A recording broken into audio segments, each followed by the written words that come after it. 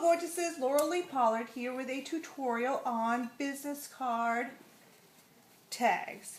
Now I mentioned earlier on my Facebook page, Laurel Lee Pollard Paper Crafts, that Staples was having a sale on Avery business cards. Now luckily they were in ivory, which is halfway there, and they had instant rebate, mail-in rebate, and a 50% off coupon on their website. So I got 200 tags from Avery for about $2. I'm very happy about that. So when you go and buy tags in the store, there we go, good. When you go and buy tags in the store, they'll run you about $2.99 for about 20 is kind of normal. Of course you can find those on sale too, but that's about the going rate for them. So I'm going to start off by antiquing it because I just can't take the plain paper. I always think it needs a little something.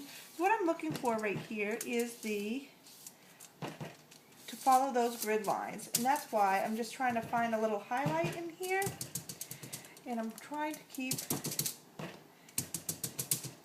nice and damp on my cloth. Now it's not dripping wet, but it's pretty wet. So you're going to go ahead and keep mocking up those little highlights. Now the reason why we do this with the business cards versus just regular tabs is this is when you're getting into doing multiples. I can get through 12 cards quickly.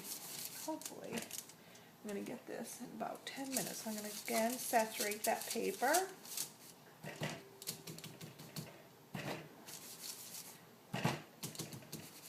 And then this is the Frayed Burlap by Tim Holtz. Now I use the Tim Holtz because the distressed ink, because it has a wide open time, and that really helps me when I'm trying to antique my paper.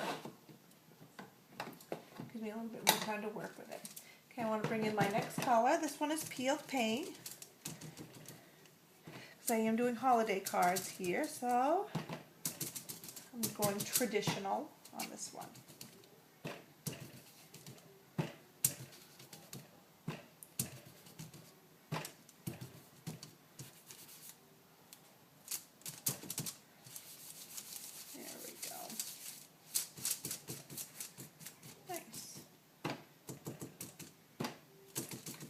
Now you'll notice, I don't know if you can see it from the camera right there, but my fingernail just got that piece of paper.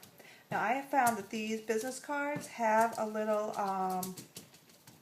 like almost a plastic coating underneath, which is how they keep all of these together. That's how they do the snap part. And if you scrape it with your fingernail, then your ink won't cling to it. So we try to keep our fingernails away from it as much as possible. Great. Give it a little bit more texture. Work out some of those lines.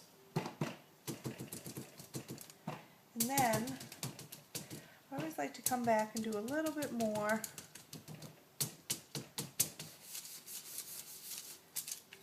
with the Frayed Burlap. That just helps to tone it down a little. There we go. After this, I'm going to use the heat tool and dry this out just a bit.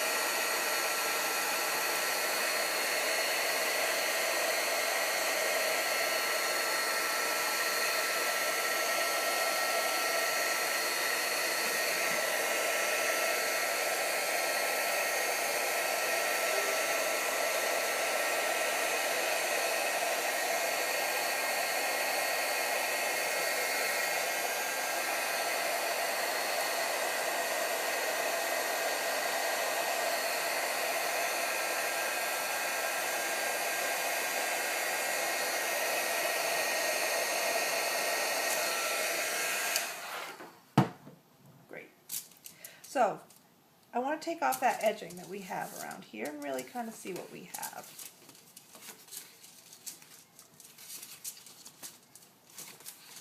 Now there is a right and a wrong side to this. Of course, you can use your distress on whichever side that you'd like, but as far as snapping these out, there is a right side and a wrong side. So I fold it over both sides, both ways, back and forth, and then you can just see that snap right out. Done. 12 tags, ready to go. Now what I like to do is I keep 2 together. And that way we're going to work on background for these guys next. Grab a large stamp. It doesn't really matter what stamp that we're going to be using, because I am going to be using traditional holiday colors, so no matter what, frankly, no matter what stamp you're using, if it's green and red, it's holiday. Luckily, I do have a holly bough, but I was considering using, I have a big rose block too, and that would have been equally gorgeous.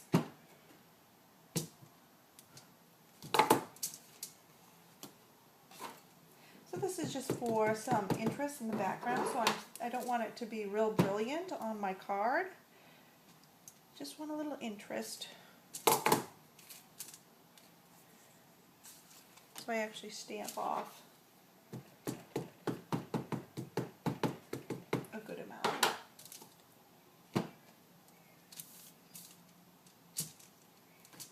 There we go.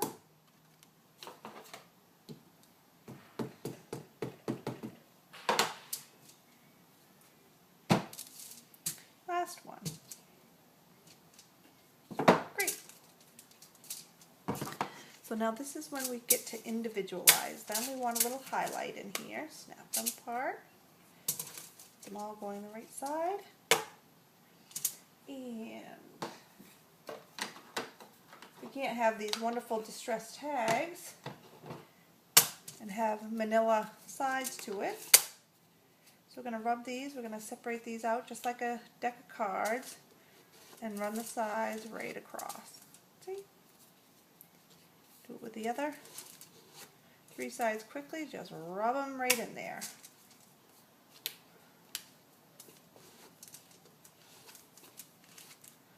And the raised, this is when that raised pad on these distress things really comes in handy.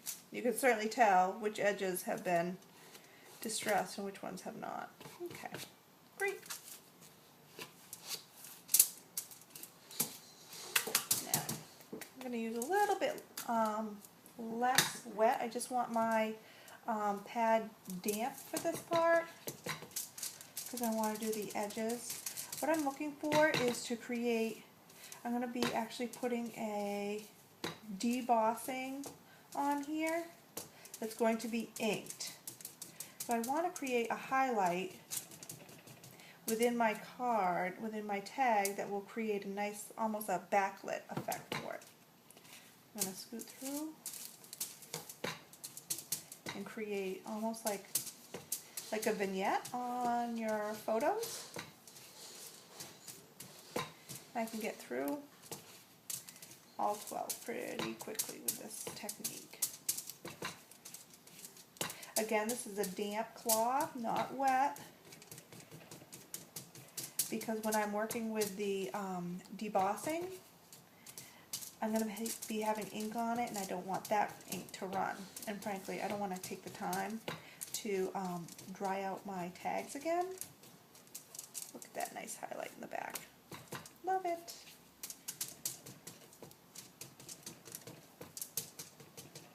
And what I like about the Tim Holtz dies is that you can really like build up that color.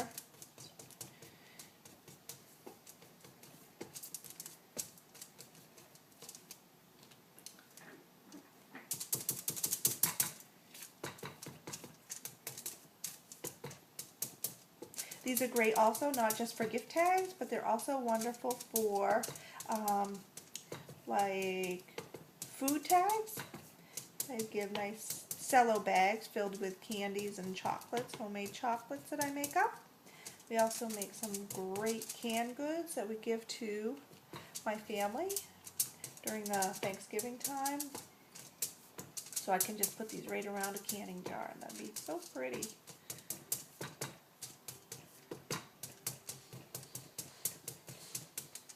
But again, this technique is terrific when you're trying to get through a big project.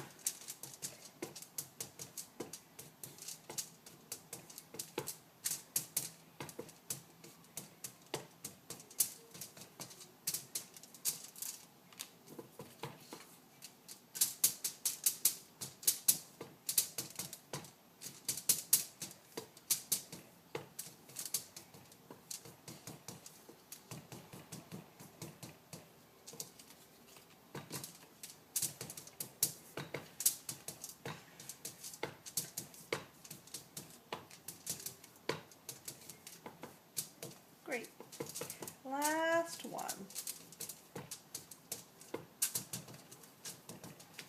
Nice modeled look. An excellent highlight right there. Cover these all up. We're done with antiquing a dozen of our tags. Next, we're going to move to some embossing folders. We're actually going to be debossing. This is called dry embossing. And if we were going to use the recess, the raised part, that's embossing, but we want to deboss, which means that I want to press the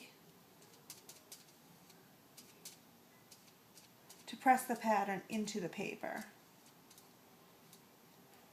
And of course, everybody knows that heat embossing would be when you use the heat gun to use with your embossing powders. Okay, that's me. My last one. Now again, there's the highlight that I've been working on creating. And so I use the back side of this to kind of eye where my birdie's going to come down onto, and then I fold it over. There we go. And I found that the Memento inks work the best for this particular embossing project. I tried the pigment ink and I wasn't able to get the thickness that I was looking for, but with the small Memento, with the small embossing folders, it worked really well. And this embossing set is new from Sizzix. It's their Birds and Reindeer set.